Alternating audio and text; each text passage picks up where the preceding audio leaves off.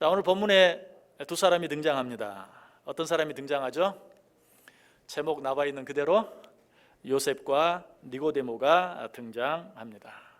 자, 이 두 사람의 공통점이 무엇인가? 먼저 한 사람씩 간단하게 살펴보면 아리마대 요셉은 누구인가? 여러분, 요셉이라는 이름은 참 많이 있잖아요, 성경에.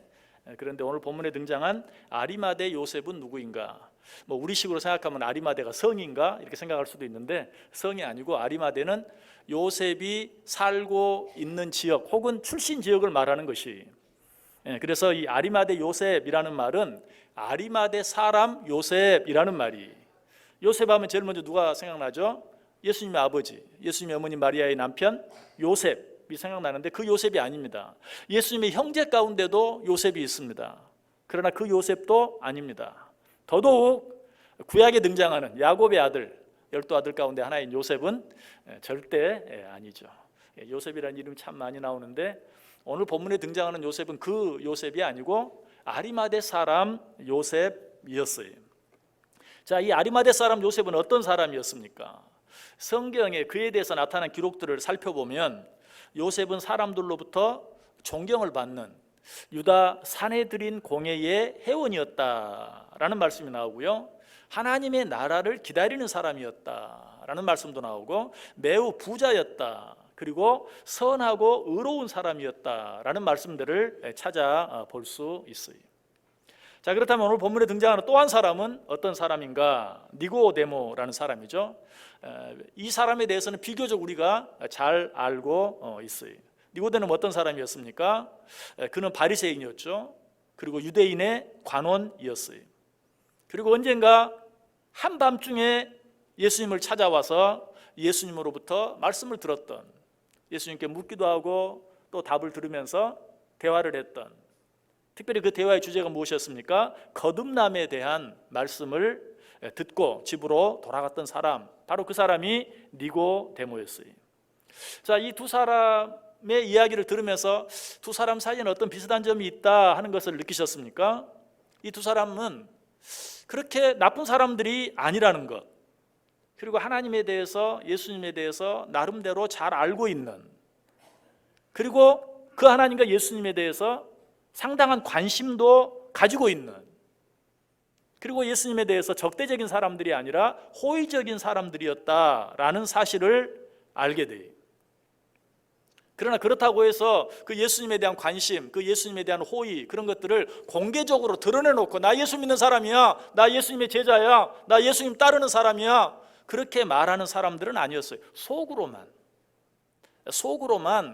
예수님에 대해서 관심을 갖고 또 호의를 가지고 있는, 어쩌면 그들 속으로는 예수님을 믿고 따르는 그런 사람들이었어요. 이들의 이러한 특징이 요한복음 12장 42절에 아주 잘 나타나 있어요. 우리 같이 한번 읽어보죠. 요한복음 12장 42절, 자막 보면서 읽겠습니다. 시작. 그러나 관리 중에도 그를 믿는 자가 많되 바리새인들 때문에 드러나게 말하지 못하니 이는 출교를 당할까 두려워함이라. 아멘. 바로 이 말씀이 이 니고데모와 아리마대 사람 요셉에 관한 그런 이야기. 이들은 유대인의 관리들이었어요.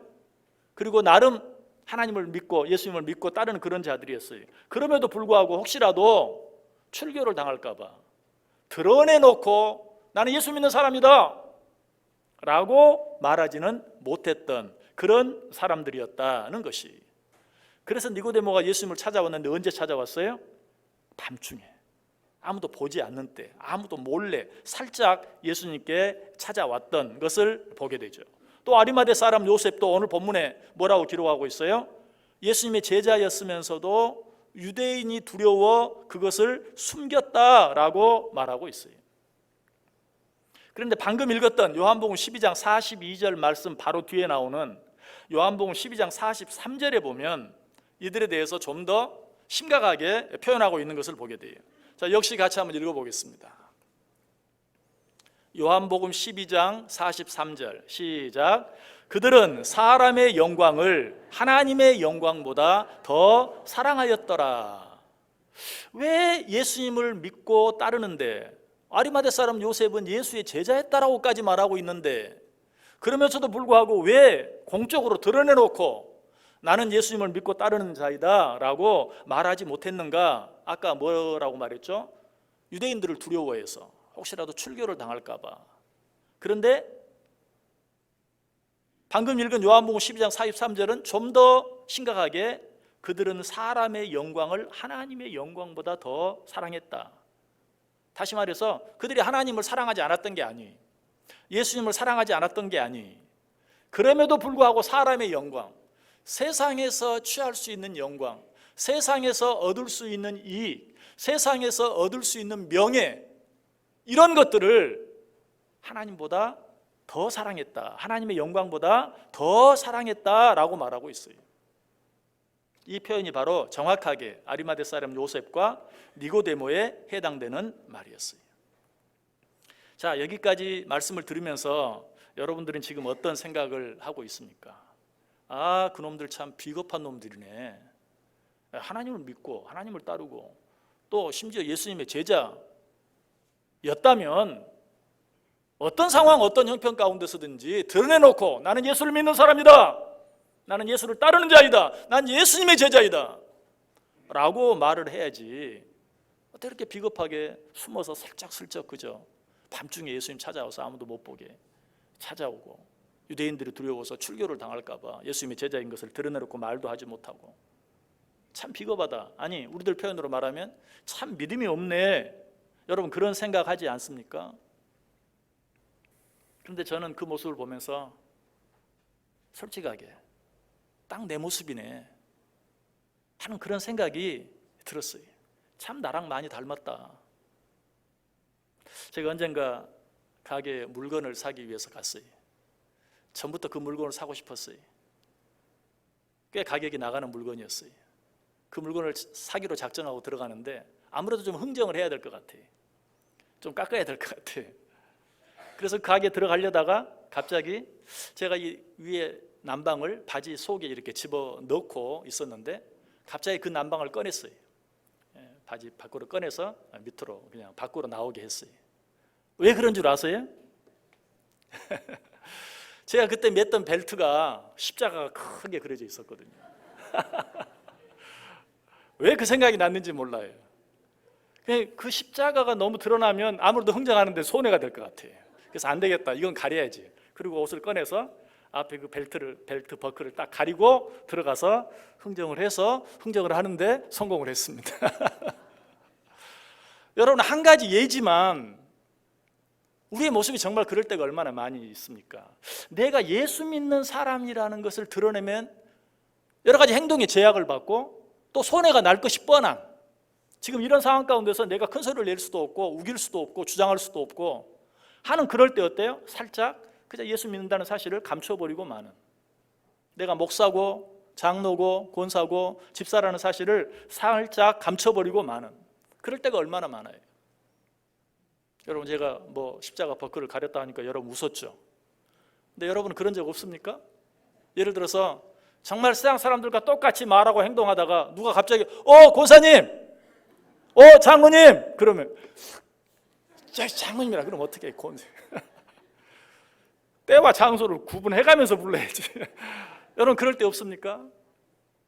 여러분, 그럴 때가 우리 가운데 틀림없이 있어요. 여러분, 이것이 아리마대 사람 요셉의 모습일 뿐만 아니라 니고데모의 모습일 뿐만 아니라 바로 우리들의 모습이라는 것이에요.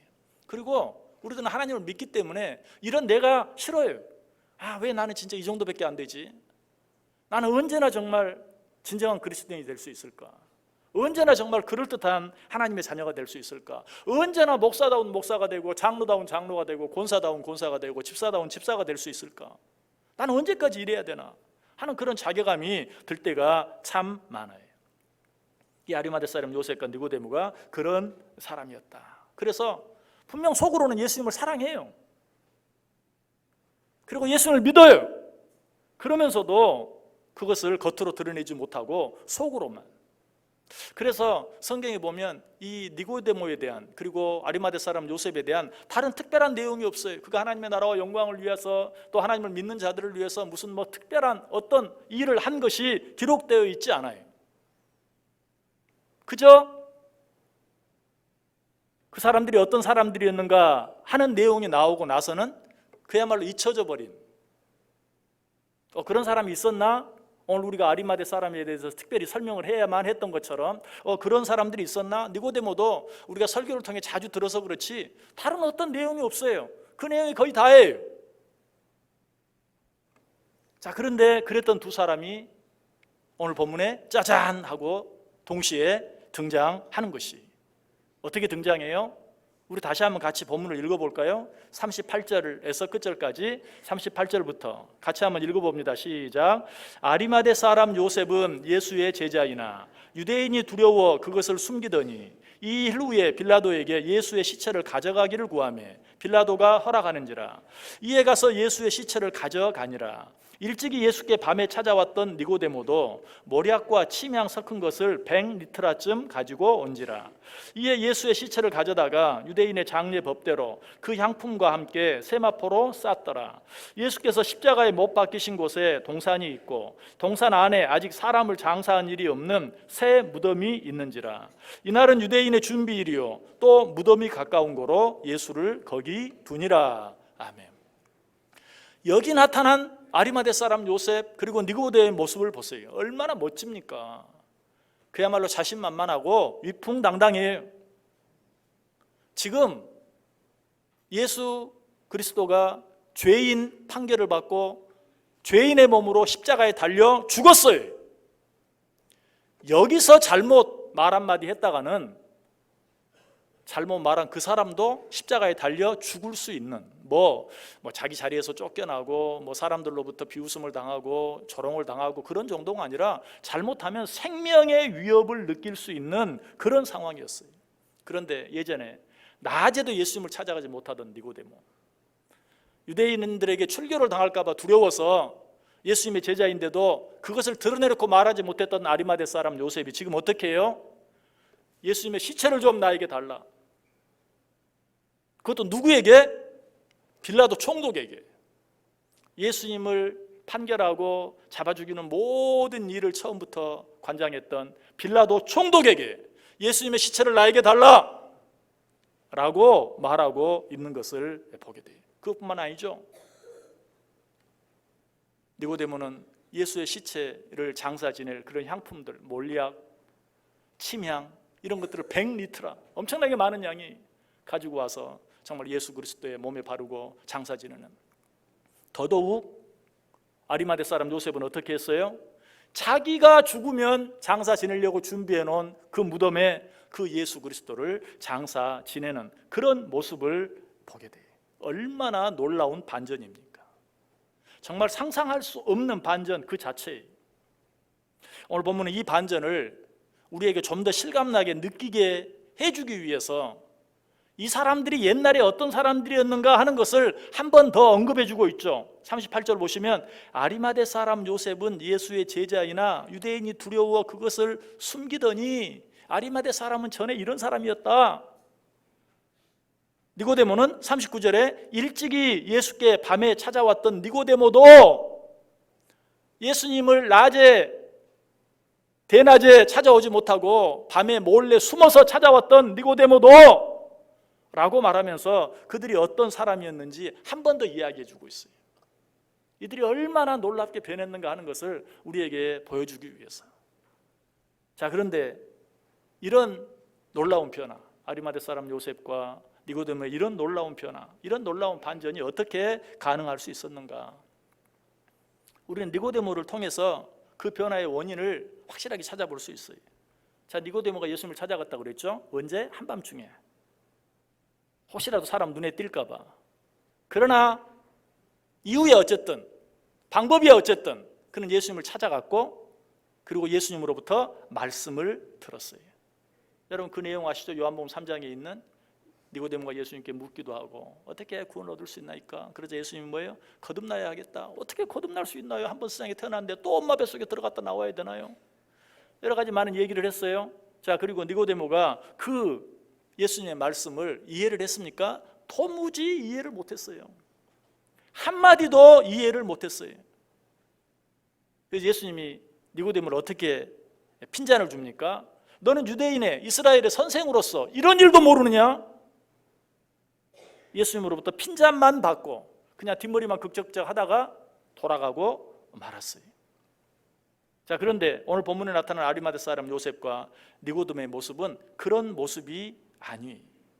오늘 본문 속에는 이전에 그런 모습과는 너무나 달라진 모습, 정말 달라져도 너무 달라진 그런 모습을 보게 돼요. 여러분, 산 정승 집에 개가 죽으면 문상을 가도 정승이 죽으면 문상을 안 간다. 그런 말이 있죠.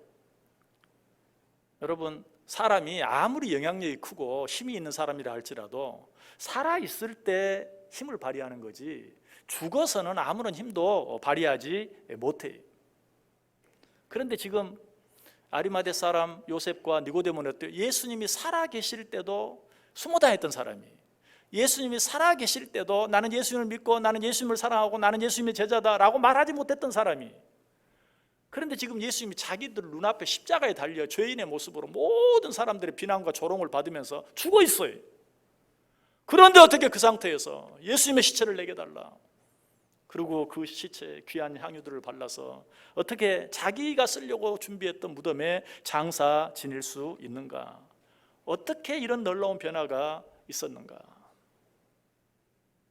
여러분, 니고데모에게 주어졌던 말씀, 그것이 바로 그 변화의 원인이었어요.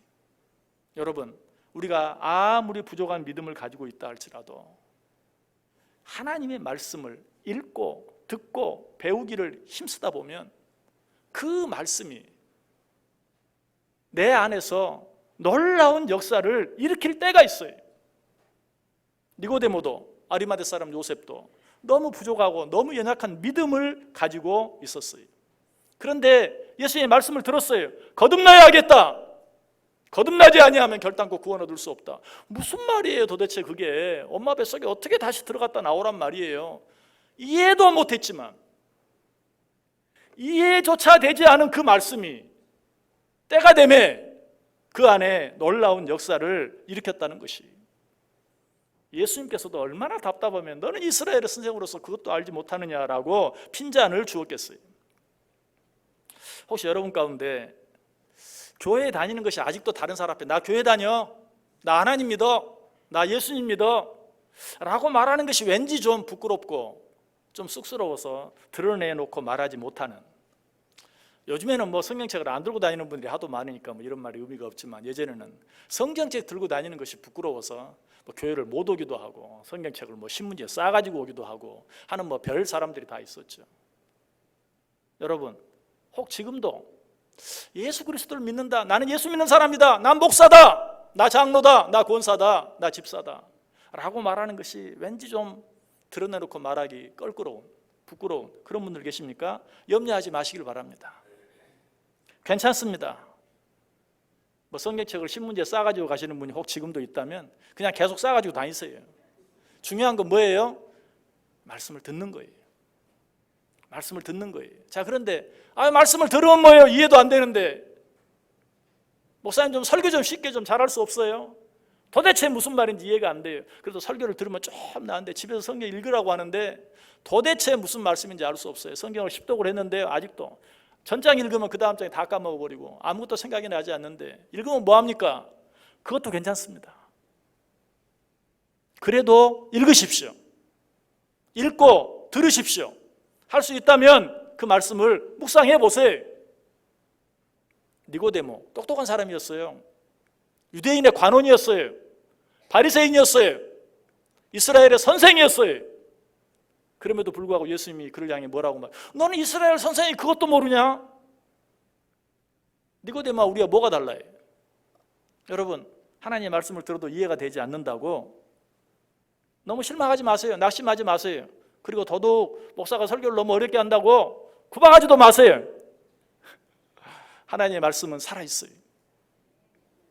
그래서 그 말씀이 내 안에 들어오기만 하면 언젠가 그 안에서 싹이 나고 그 안에서 꽃이 피고 그 안에서 열매가 맺히게 되어 있어요. 여러분, 정도의 차이는 다 있을지 모르지만 내 믿음이 잘 자라지 않는 것 때문에 여러분 다 고민이 되시죠? 제일 여러분 곤란한 질문이 뭐예요? 물론 뭐 내가 목사입니다, 장로입니다, 권사입니다, 집사입니다. 이것도 곤란할 때가 많이 있지만 교회 몇 년 다녔어? 뭐 처음 1년, 2년 됐을 때는 나 1년밖에 안 됐어, 2년밖에 안 됐어. 근데 갈수록 대답이 곤란해지는 거예요. 5년 됐어. 아니 난 30년 됐어. 30년 된 사람이 그래? 갈수록 누가 물어볼까 봐 걱정이 되고, 물어보면 할 말이 없어지는. 나는 왜 이렇게 내 믿음이 성숙하지 못할까? 잘 성장하지 못할까? 여러분 그것도 괜찮아요. 너무 염려하지 마세요. 너무 걱정하지 마세요. 언젠가 내게 주어진 그 말씀이 싹이 나고 꽃이 피고 열매가 맺혀질 때가 있어요. 물론 그렇다고 성경책 딱 덮어두고 아이고 읽어도 모르는 말씀 뭐 읽으면 뭐해, 들어도 모르는 말씀 들으면 뭐해, 그런 내 책임이. 그러나 아무리 읽어도 무슨 말인지 모르겠고 아무리 들어도 이해가 되지 않는다 할지라도 하나님의 말씀인 줄 알고 그 말씀 사랑하고 그 말씀 가까이 하고 그 말씀을 읽고 듣고 묵상하기를 힘쓰면 하나님께서 필요한 때에 적당한 때에 그 말씀으로 내 안에서 싹을 틔우게 하고 꽃이 피게 하고 열매가 맺게 해 준다는 것이. 부끄러워서 밤에 예수님을 찾아갔던 니고데모, 한동안 소식이 없더니 어디서 뭐 했는지 알 수 없다가 마지막 때에 어때요? 예수님의 다른 제자들, 정말 나 예수님의 제자다라고 주장하던 자들 다 도망갔어요. 예수님 곁에 아무도 없어요. 마지막 남은 사람 요한 한 사람이었죠. 다 엠마오로 가던 두 제자, 그들도 다 도망가 버렸어요. 그런데 지금 니고데모는 어때요? 예수님의 시체를 나에게 달라. 아리마다 사람 요셉도 예수의 시체를 내게 달라. 그 앞에서 예수님의 시체에 향유를 발라 장사 지내는 그런 모습을 보게 돼요. 여러분 단순히 시간이 그렇게 만든 게 아니에요. 요한복음 3장에 나타난 니고데모의 모습은 아직 태어나지도 않은 태중의 아이, 밤중에 예수님을 찾아갔던 모습, 태중의 아이와 같은 모습이라면 오늘 본문에 나타난 니고데모의 모습은 어때요? 장성한, 정말 예수님을 위해서, 하나님의 나라를 위해서 무엇이라도 할 수 있는 장성한 성인의 모습과 같아요. 무엇이 그렇게 만들었다고요? 하나님의 말씀이. 그런데 참 재미있는 것은 성경에 니고데모를 언급할 때마다 전에 예수께 왔던 사람, 전에 예수께 밤에 나와왔던 사람이라는 말을 꼭 붙여서 이야기해요. 오늘 본문에도 그렇게 말하고 있죠. 전에 예수님께 밤에 찾아왔던 사람이라고 그렇게 분명하게 말하고 있죠. 왜? 그렇게 형편없는 사람도 하나님의 말씀이 그를 완전히 변화시켰고 완전히 새롭게 했고 완전히 성숙하게 만들었다. 가끔 어른들이 아이들을 보면 아이고 너 정말 코 질질 흘리고 다닐 때 내가 봤는데. 여러분 이 말은요 칭찬입니까 욕입니까? 그 다음에 어떤 말이 나오느냐에 따라 칭찬이 될 수도 있고 욕도 될 수 있는 거예요. 당신 진짜 옛날에 예수 믿는다고 하면서 뭐 이러고 저러고 그랬는데, 자, 그 말이 칭찬이에요 욕이에요? 그건 칭찬도 아니고 욕도 아니고 그 다음에 어떤 말이 나오는가? 지금 보니까 진짜 달라졌네. 딴 사람 보는 것 같아. 그러면 칭찬이 되는 거고, 어째 그때나 지금이나 똑같냐? 그러면 욕이 되는 거예요. 여러분은 어떤 분입니까? 그러나 어쨌든 여러분 너무 조급해하지 마세요. 신앙 성장도 사실은 내 마음대로 되는 거 아닙니다. 너무 조급해하지 마세요. 잠언 20장 21절에 보면 이런 말이 있죠. 처음에 속히 잡은 산업은 마침내 복이 되지 아니하느니라.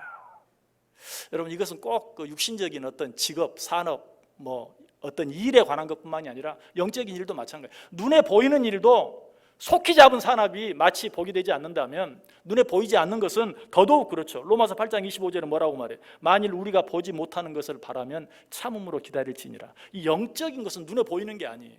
그렇다면 눈에 보이는 것보다 눈에 보이지 않는 영적인 부분, 영적인 성장은 더 오래 참고 기다릴 수 있어야 돼요. 절대로 조급하게 생각하지 마세요. 오히려 조급하게 잡은 산업이 마침내 복이 되지 않는 것처럼 신앙생활도 그런 경우도 참 많이 있어요. 물론 사람마다 다 다르긴 하지만 너무 빨리 성장하면 어느 날 갑자기 그냥 팍 깎부러지는 경우도 있어요. 뭐 그런 걸 꼭 나쁘게 생각하라는 말은 절대 아니에요. 그런 경우도 있다는 거예요.